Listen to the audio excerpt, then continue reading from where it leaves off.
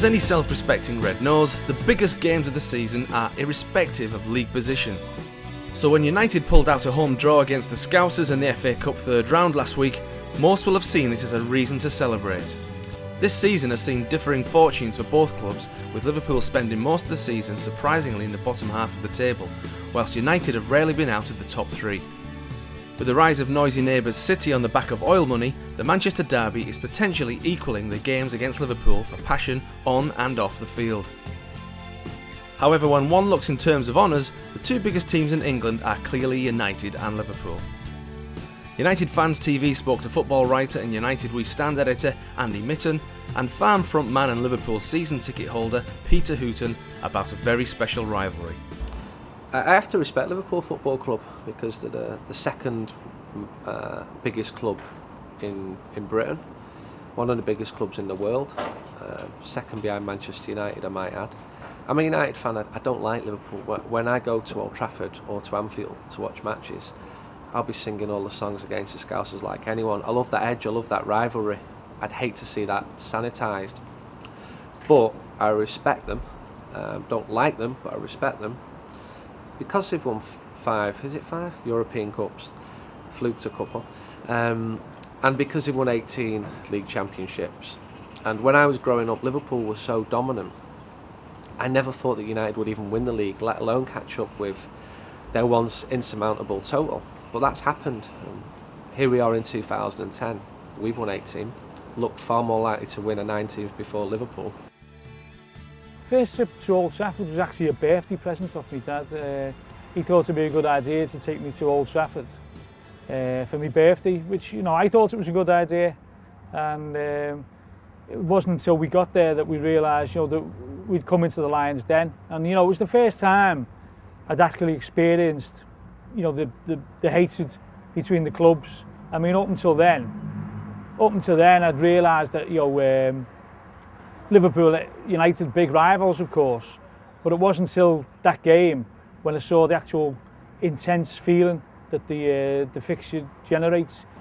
I think you'll find a lot of sensible Mancunians and Liverpoolians. They will say that we are so alike that we daren't admit it. I think Manchester's a better city than Liverpool. Say that now on the record, because it is. It's bigger. It's come out of the post-industrial decline far better than Liverpool. There's more to do in Manchester.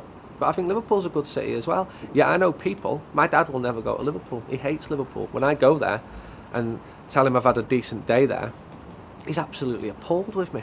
What are you going there for? And so I've got friends there, and friends I like, friends I respect. The rivalry goes beyond the football. It's a social rivalry. It's an economic rivalry. You can trace it back centuries. The Manchester Ship Canal was built. It's behind me now.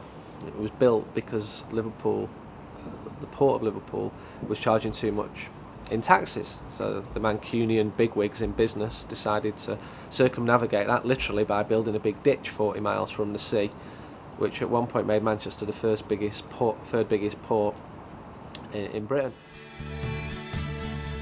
If you look to Manchester, you look at you know, it was based on a different industrial revolution, the heart of the industrial revolution, of course, but very strict in terms of like the way the mills operated, in terms of the way, you know, Manchester was unique in terms of the trades union movement, getting trade unions organised, whereas Liverpool, you looked at the Liverpool docks and the employment on the docks, and it was probably a trade union's graveyard in many respects, because I remember an old Stalinist, member of the Communist Party who came in here in the 30s, said to me once, when you were posted to Liverpool and you had to recruit the dockers into the Communist Party, it was like going to the elephant's graveyard, because they just wouldn't be disciplined like that. Both cities very close to each other, 30 odd miles away, but they have got a lot in common, there's no doubt about that, but there's also massive differences as well. I think Liverpool was built upon that, on the docks, and you can't get away from that. Liverpool people look to the sea and they look to the port, and a lot of industry and employment in Liverpool was based upon casual labour, and that casual labour philosophy and also seafaring philosophy was, when you get money, you spend it. I have a degree of sympathy with Liverpool when it comes to their ownership. I think the fans have been shafted. Gillette and Hicks have come in, promised things they haven't delivered, like a new stadium, and I don't celebrate that. I have sympathy for them. I hope that United beat them every time we play them, but I wouldn't like to see Liverpool Football Club go under, because I think the rivalry is brilliant, and it's a genuine rivalry as well. It's built on both teams having consistently big fan bases, consistent record of trophies, worldwide followings. They're not a team who've come along and received an injection of cash from a Russian oligarch or from the Middle East. Liverpool have been around and successful for a long time. I mean, Manchester City, they might be the new kids on the block with the money, but really, in terms of history, you know, I remember the 70s teams of City, Summerby and Marsh and all them, you know, and they were good to watch, but there's never been that intense rivalry. Even Liverpool fans going to Manchester in those days, it wasn't the same as going to Man United, because Man United was an institution that Busby built up. Liverpool was an institution that Shankly built up. They're almost mirror images of themselves.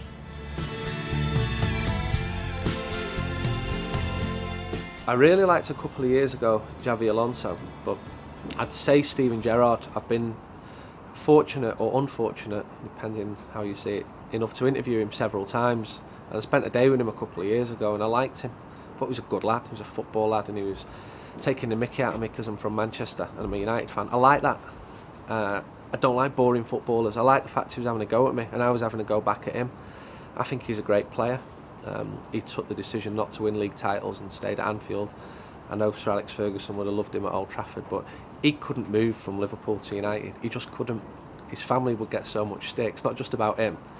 When he tried to move to Chelsea, he was leaned on pretty heavily, and I don't envy him. But I think Gerrard, I think he's a world-class player. Yeah, you see, George Best, if you're a football fan, you love George Best. It's as simple as that. And the very fact that he played for Man United, that's got nothing to do with it, really. When we were brought up playing football in the park in the 60s, you know, George Best wasn't, because he played for Man United, wasn't despised, or Alan Ball, because he plays for Everton.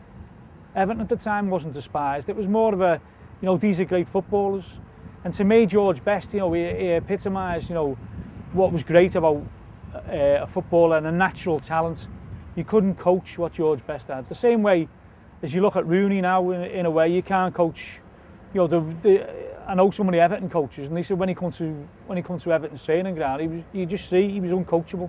He had natural ability, natural talent, and that's what George Best had. And I think, you know, for our generation who grew up with that team, there isn't that dislike of George Best. You might hear the odd song which is meant to upset people, but I think for our generation, there's the utmost respect for George Best as a player, and that's why we wanted him in the Farm video. And I think if you look at the great music that's come out of Manchester, there has been a sort of like isolationist desolation to it. You know, if you look at Joy Division, you think of disused factories and the Industrial Revolution. You come to Liverpool and it was Echo and the Bunnymen beside waterfalls, and a very romantic view. And I think that's reflected a lot of the time in the music. I think Liverpool musicians, because there might be hardship in the city, especially in the 1980s, looked towards whimsical songs about, flowery events, whereas Joy Division and groups like that were very desolate. And I think that's reflected, I think, in the artwork of the different cities. And if you go to the Stone Roses, by the time the Stone Roses come along, they were more adopting more of a Liverpool stance. They were getting photographed on mountains. They didn't want to be photographed on railway sidings anymore, you know. And so there has been a development and obviously a change. Very similar cities, music-wise, pretty different, I think. And that stems from probably also the legacy of the Beatles. Even in the 80s, there was groups who were reminiscent of the 60s sound, whereas Manchester groups were, like the Happy Mondays, were experimenting in New Order, they were experimenting with technology. So very, very different in terms of music. And there's a rivalry in music as well. They had a band, I think they're called the Beatles, something like that. And they've had a lot of other decent bands. I loved the Lars in the early 90s, I like Cast. Echo and the Bunnymen. But Manchester's had even more successful groups. Maybe none have been as commercially big as the Beatles have been, but I think both cities punch well above their weight in terms of their demographics and the influence they have around the world.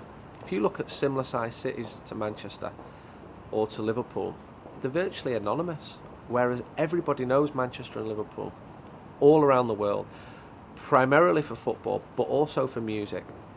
And I think both cities can be proud of that. They're both very creative cities, and I'm never fully sure why that is. Maybe because the weather's so bad. People are locked up in the bedrooms, practicing on musical instruments. Because they're not rich cities, they're predominantly working class cities. Kids are playing football. Kids love football. Both huge football cities. And when a footballing event happens, it sweeps through the city.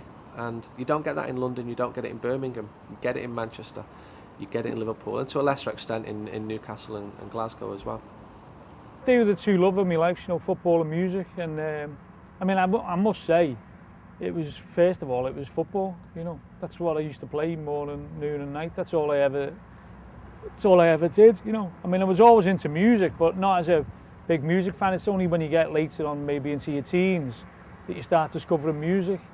And the groups that, I was into music during the 70s, but it was all like, I was dilly and dally, and it wasn't until groups like The Clash and The Jam came along that I really took a big interest in music, So then music started shaping my life, but I didn't abandon football. A lot of people, people in groups, you couldn't talk about football in the 1980s. It just wasn't fashionable. It was the public enemy.